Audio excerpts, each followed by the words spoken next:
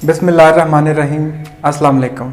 मैं हूं जवाद अहमद और आज आपकी खिदमत में एक बार फिर हाजिर हुआ हूं एक नए दिन के साथ, एक नए मौजू के साथ। नाजरीन, आज हम बात करेंगे आजकल के माशरे का अलमिया। अल्लाह ताला की ज़ात ने इंसान के ऊपर दो बुनियादी हक लागू कर दिए हैं, हकूक़ अल्लाह और हकूक़ुल इबाद। हकूक़ अल्लाह से मुराद यानी अल्लाह ताला के अपने ज़ाती हक जो बंदे के ऊपर अल्लाह ताला ने फ़र्ज़ कर दिए हैं, और हकूक़ुल इबाद जो इंसान के ऊपर इंसान के जो हक हैं वो भी लाजम करार दे दिए गए हैं। ये दोनों हक इंसान की ज़िंदगी में इन दोनों हकूक़ का बुनियादी किरदार है और दोनों अपनी अपनी जगह पे ज़रूरी हैं। नाज़रीन, इंसान ने गुज़रते वक्त के साथ जैसे जैसे तमीर व तरक्की के कामों में बहुत ज़्यादा प्रोग्रेस की है, ये इंतहाई खुशी की बात है कि इंसान तमीर व तरक्की के कामों में बहुत आगे निकल चुका है। लेकिन अफसोस के साथ कहना पड़ रहा है कि इंसान के साथ इंसान के जो रवायती मामलात हैं वो इंसान ने बिल्कुल भुला दिए हैं, और इससे भी ज़्यादा अफसोस की बात कि इसको बिल्कुल भुला दिया है और इसको नोट तक नहीं किया जाता। दोस्तों, हकूक़ अल्लाह जो अल्लाह ताला का इंसान के ऊपर हक है वो तो डेफिनेटली हमने अदा करना ही करना है, इसमें तो कोई कमी कोताही की गुंजाइश नहीं है, वो तो बिल्कुल लाजमी है।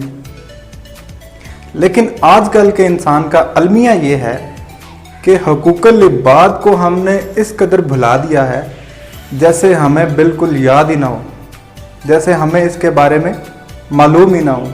हम नमाज तो पढ़ने जाते हैं लेकिन हमें ये मालूम नहीं होता कि हमारे पड़ोसी के घर में खाना बना है या नहीं। हम ज़कात तो अदा करते हैं लेकिन हमें ये मालूम नहीं होता कि हमारे किसी रिश्तेदार, करीबी या दोस्त को इस चीज़ की ज़रूरत हो सकती है।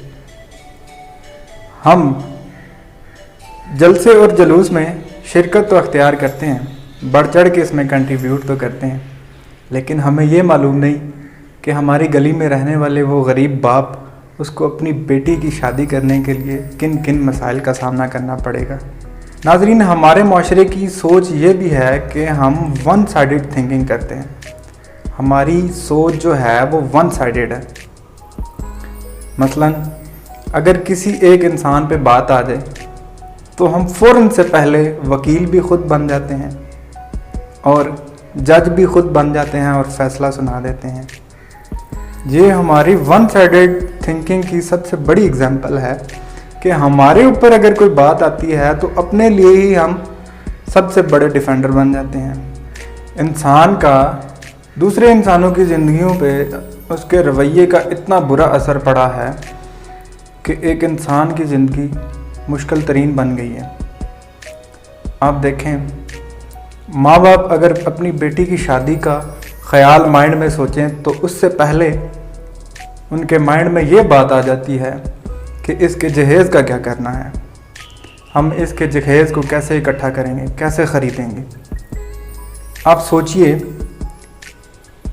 एक गरीब बाप जो एक ख़ानदान को मुश्किल वक्त में 2 टाइम की रोटी दे पाता है, उसके ऊपर अगर बेटी के जहेज़ का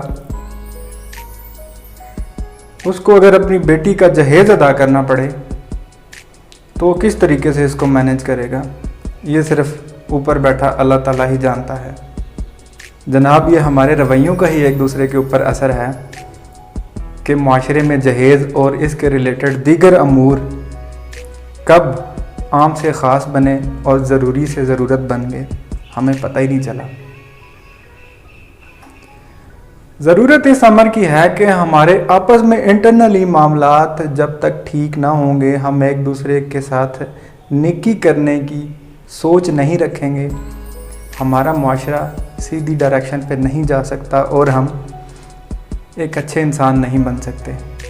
इसकी बहुत बड़ी एग्जांपल है कि जब इस्लाम का ज़हूर हुआ तो हमारे अजदाद ने लोगों को हकूक़ुल इबाद यानी अपने किरदार के ज़रिए उनको इतना मुतासर किया कि वो दार इस्लाम में आ गए।